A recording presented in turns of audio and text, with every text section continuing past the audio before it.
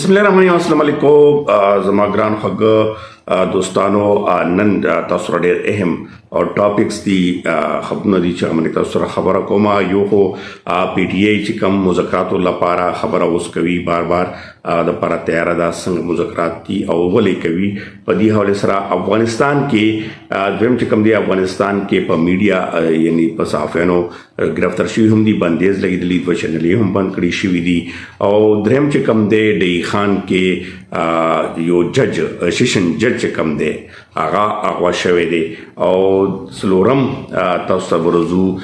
سعودي عرب زنانه چې کومه ده هغه پاکستان اوس دوه وایي چې هغه شوي ده خو پاکستان ته راغلي وه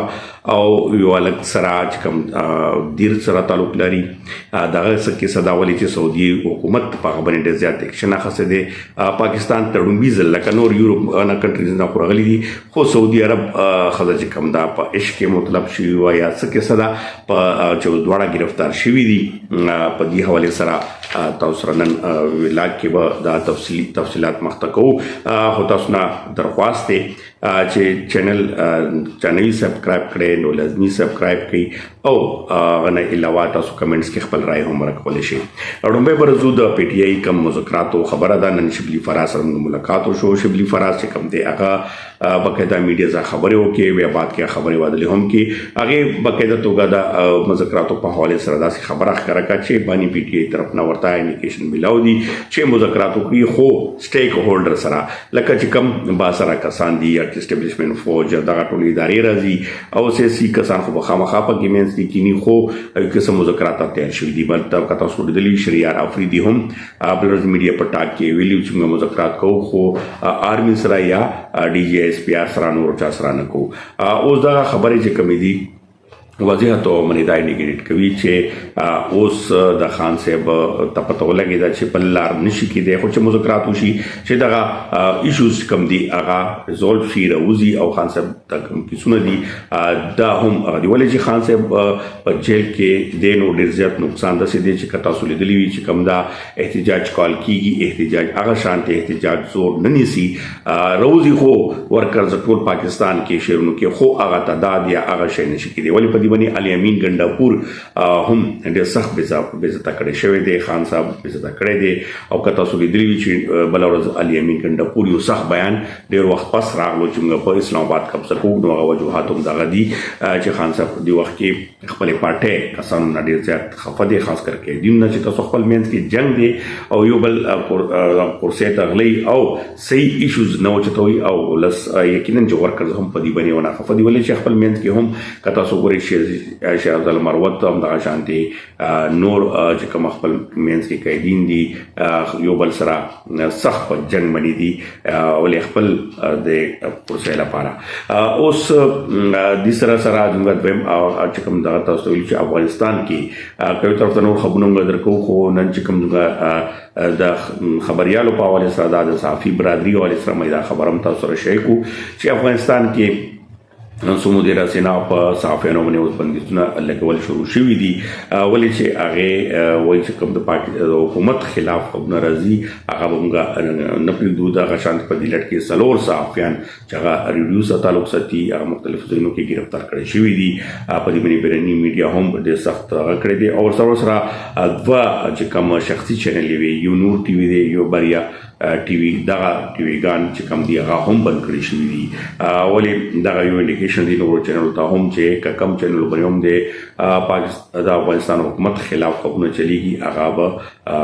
نشي پرېښودلی.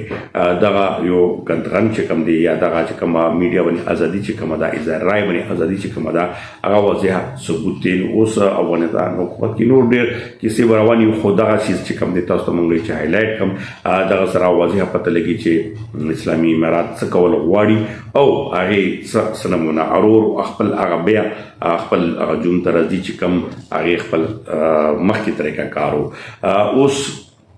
دریم چې کوم ټاپک دی هغه دی د سیشن جج شاکر الله مروت نومې دی او دا په وزیرستان کې سیشن جج او نن راتله ډی خان ټانګ مینس کې چې کوم بارډر دا په دغه زمانه نامعلومه اصلوالو چې کوم دی هغه ودرولو او هغه هغه کړی دی او ډېر سخت خیبر پښتونخوا حکومت باندې پریشر دی ولې چې هلته ګاډی هم پرېښی دی کوم ډراور دی هغه هم پرېښی دی او دغه ځان سره او کوم دی هغه کړی دی او د کې اوس وجوهاتو پته هم لا مخې ته نه راځي خو دغه شانتې د جج هغه یقینا چې دا یو ډېر نوی غونې خبر هم دی او په دې کې پته هم لګي چې په خیبر پښتونخوا کې بدامني څرنګه درکه څنګه لکي مروت کې بدامني شروع شي د خو لکي مروت کې خلک چې کم دي په زرګاو تعداد کې خلک راوتی دي او هغه دغه غوښتنه کړې ده چې پاک فوج دلته نوځي موږ خپل امن او امان راول ولې چې پاک فوج دلته کې موجود دی خو موجود امن ناراضي نو لہذا هغه ته یو قسم پیغام ورکړی دی چې موږ پولیس سره اتفاق لرو او دلته نه کوم دهشتګردي هم خپل ختمه کولی شو د سره څلورم خبرې طرف ته راځم سعودي عرب کې سعودي عرب زنانه ده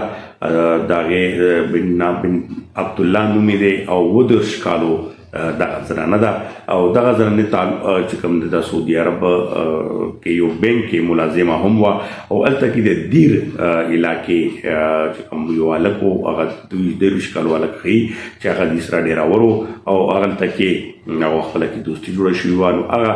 ښځه چې کومه ده هغه باقاعده توګه په ویزا باندې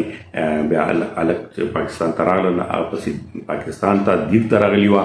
او بیا هغه کې چې کوم هغه هلک پیل نه هم واده و نو کورنۍ مسله ورته جوړه شوه نو دا دواړه چې کوم دي بیا اسلام آباد نه کراچۍ ته لاړو او بیا دوی باندې سعودي عرب حکومت چې کوم دی هغه ډېر سخت زور راوړی او سعودي حکومت چې کوم دی باقاعده توګه پاکستان حکومت باندې زور راوړی چې دا ړومبي ځل داسې پېښه شوې ده زموږ سعودي چې کومه زنانه ده هغې داسې تلل او بیا دا هم ویل کېږي چې هغې زنانه پهله هم خوند نو اوس دغه صورتحال باندې هغې باقاعده اف آی آر لانچ شو په اسلام آباد کې د احوات حوالې سره نو فل چې کوم حکومتي زور و هغه ولګول شو اخر کار چې کوم دی هغه په کراچۍ کې یو ګیسټ هاوس کې د دواړه چې کوم کسان دي هغه ګرفتار کړل شول دې وخت کې اوس هغه سعودي حکومت ته حواله کېږي نو دغه چې کومه پېښه وه اصل کې دې باندې اغوا کې جوړ کړی شو خو دغه زنه چې کوم د هغې سټیټمنټ هم دی خو هغه پرېږدي نه د سټیټمنټ دپاره او هغې دغه ښکاره غځولې چې کورنۍ کمې خبرې دي د هلک چې دلته راغلي وه موږ او میاشتې مېلمستیا مو وکړه چې کله موږ خبر شو چې هغې دغه نیت دی د واده نو موږ په دې باندې انکار وکړو نو دې وجې نه د هلک سره بیا لاړه خو هغې په زمندۍ باندې په خپلې ویزې باندې راغلي وه هغې ثبوتونه هم موجود دي چې هغې هلک سره دوستانه وه او دا ړومبی کیس چې کوم دی سعودي عرب طرف نه زنانه چې کوم دی خو ولې دي نه مخکې ډېر داسې زنانه چې کوم دی یورپ مختلف کنټري سره یا امریکا سره تعلق لري هغې پاکستان ته دلته پاکستانیانو لکانو سره نیټ په ذریعه باندې یا په ذریعه باندې دوستي جوړ شوي دي هغې راغلي دي ودونه یې کړي دي خو د سعودي عرب ړومبی دغه کیس و نو دغه نن ما تاسو سره زر دا خبرونه وکړو نو یقینا تاسو ته مې معلومات شیر کولو سره بیا درخواست کوو چې سبسکرایب چینل لازمي کړئ او ویډیو تاسو خوښ شوي نو مخکې شیر هم کړئ ډېره مننه خوشحاله او آباده اوسئ